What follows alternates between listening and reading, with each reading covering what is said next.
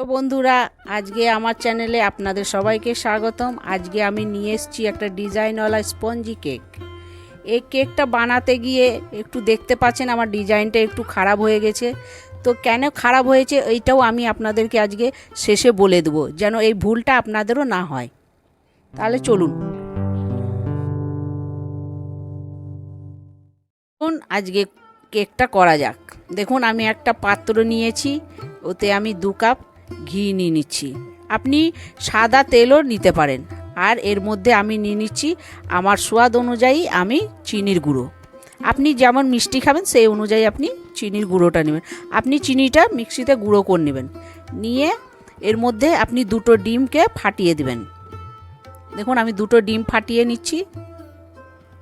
এই ডিম, ঘি আর ওই চিনির গুঁড়োটা, এই 3টে মিশ্রণকে আমি একসাথে ভালো করে ফেটিয়ে নেব।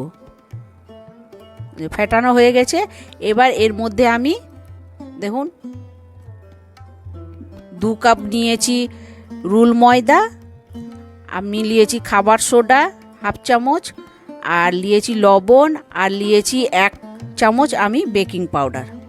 এবার এই সব কটাকে নিয়ে আমি ছাঁকনিতে করে ছেলে নিচ্ছি। এই জন্য আমি সবকে একসাথে নিয়েছি যে একসাথে জিনিসটা মিশে যাবে। দেখুন, এবার এটাকে আমি ওর মধ্যে ওই মিশ্রণটার মধ্যে মিক্স করব। এবার আমার মিশ্রণটা যদি একটু গাঢ় তো হয়েই যাবে, ওই জন্যে আমি এর মধ্যে আমি অলরেডি একটা নর্মাল দুধ নিয়ে রেখেছি। এবার এর মধ্যে আমি দুধ অল্প অল্প করে মিশিয়ে আবার ওটাকে ফেটাতে থাকবো। কিন্তু আপনারা যখনই জিনিস এই করবেন তখনই একই ডিরেকশনেই আপনারা ফেটাতে থাকবেন। দেখুন, এইভাবে আপনারা ফেটিয়ে একদম স্মুথ বানিয়ে নেবেন। এবার আমি এতে দিচ্ছি ভ্যানিলা এসেন্স। আমি যে ডিম দিয়েছিলাম এর গন্ধ তো অনেকজন সহ্য করতে পারে না, তাই জন্যে এই গন্ধটা কাটাবার জন্য আমি ভ্যানিলা এসেন্স দিচ্ছি, ডিমের অ্যাঁশটা গন্ধটার জন্যে। এবার দিচ্ছি এতে আমি একটু ভিনিগার।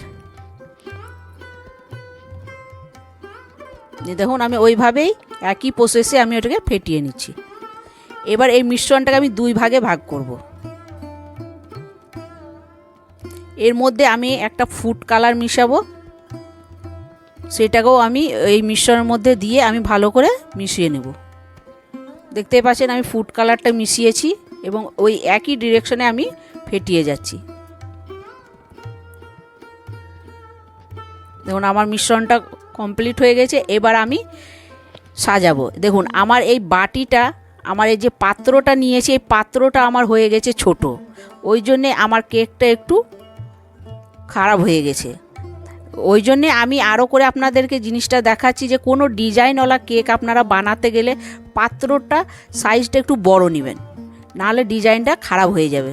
দেখুন, আমি একবার করে এই সাদা ব্যাটারটা নিচ্ছি, তার মাঝে আমি এই অরেঞ্জ ব্যাটারটাকে ঢালছি। আপনারা যে কোনো ফ্লেভার আপনারা অ্যাড করতে পারেন, কোকো পাউডার হলো, আপনার যে কোনো যেটা ইচ্ছা হবে আপনার মনের মতন করবেন। দেখুন, একবার অরেঞ্জটা দিয়েছি, আবার একবার সাদাটা দিচ্ছি, আবার এর ওপর আমি একবার অরেঞ্জটা দিব। এইভাবেই আপনি করবেন।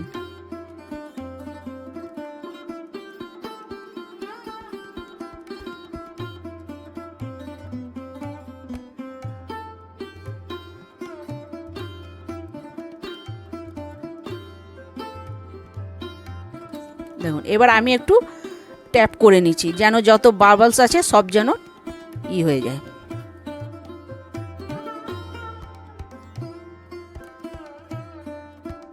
দেখুন, আমি এবার একটা কাঠির দ্বারাই আমি একটা ফুলের শেপ দিয়ে দিচ্ছি। দেখতেই পাচ্ছেন, একটা ফুলের শেপ দিয়ে দিলাম, আর এর মধ্যে একটা আমি চেরি দিয়ে দিলাম।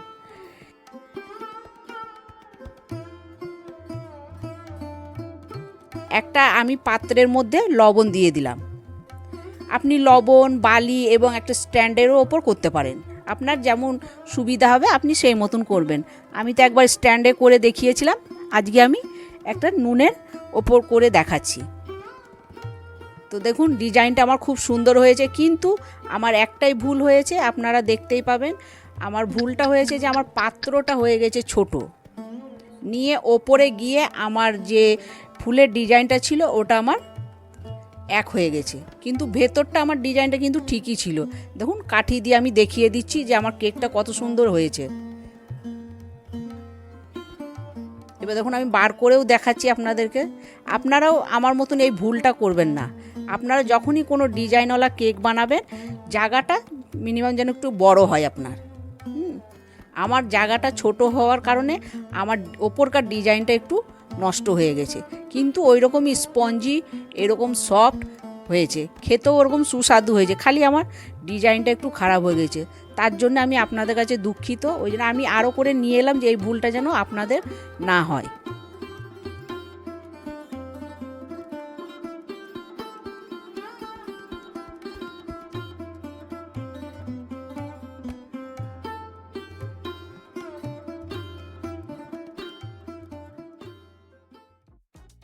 আপনারা এই ভিডিওটাকে ক্লিক করে আমার আর একটা চকলেট কেকের রেসিপিটা দেখতে পারেন।